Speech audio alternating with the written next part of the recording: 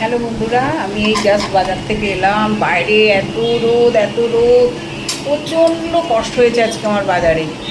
বাজারে গিয়েছি, গিয়ে বাজার দেখছি বাজার একদম ফাঁকা। বেশি করে মাছ নিয়ে আসবো আজকে, ভেবেছি যে এক সপ্তাহের মাছটা নিয়ে আসবো। বাজারে যে শ্রাবণ মাস, এখন শ্রাবণ মাসে বাজারে কোনো মাছই নেই। তাই জন্য কী করবো, এই রকম আমরা খাই না বলতে গেলে, যে তেলাপিয়া মাছ নিয়ে এসেছি, শিং মাছ দাদার জন্যে।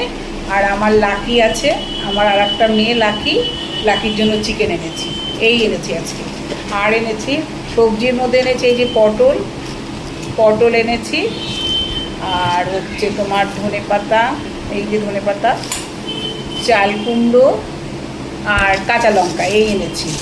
সবজির মধ্যে এই এনেছি। আর ফল এনেছি তোমার শশা এনেছি। শশাগুলো এত ভালো কচি কচি শশা।